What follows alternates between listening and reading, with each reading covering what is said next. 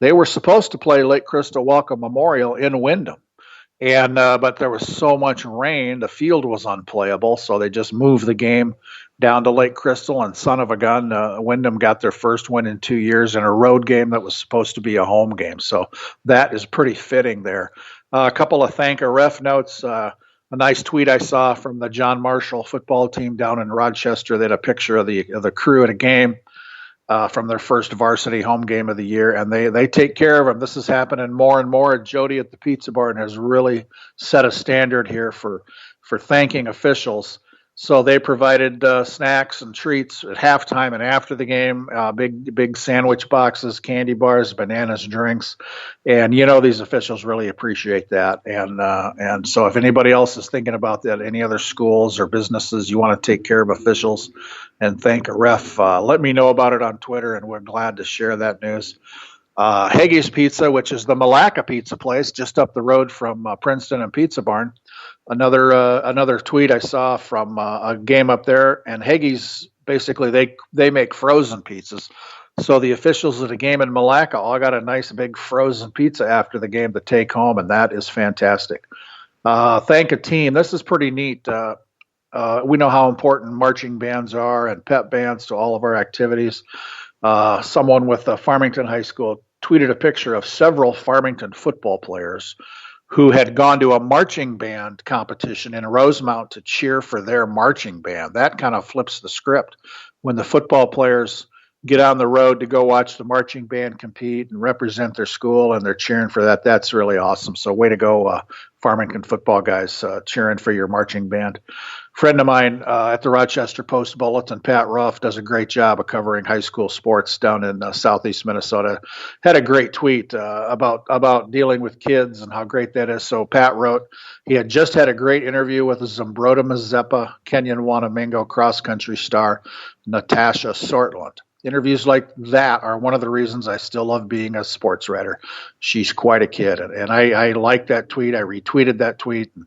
And I think my comment was something like, it's the best part of the job. And this week I've spent some time with some high school kids for stories I'm working on. And it's just so great. These are the best of the best. These kids who are involved in activities, whether it's sports or speech or debate or band or choir, we're just lucky to be able to spend time with these kids and publicize what they do. And finally, another John's Journal story from last week. Something that happened at a junior varsity cross country meet, which we don't hear much about, but this was pretty special. It could have been a very dangerous situation, but a JV runner from St. Michael, Albertville, Jordan Milsner, was running in the JV race at an event in Anoka.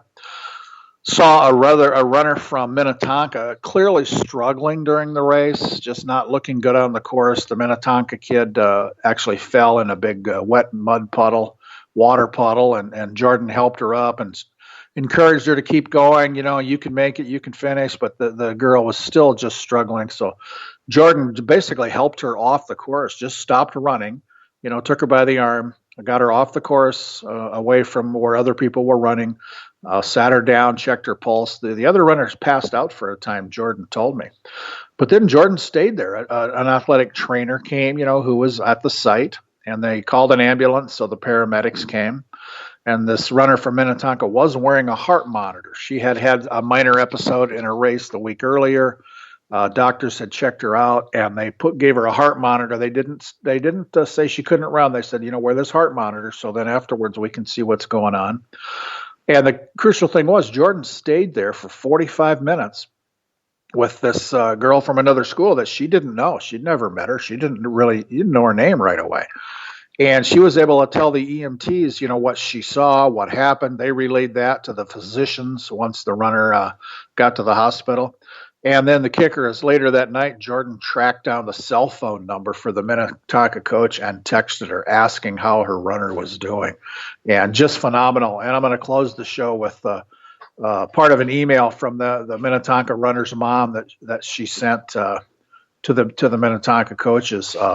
She wrote, as a nurse and the mother of the child who collapsed, I can say without hesitation that her actions were heroic because she didn't leave my daughter's side.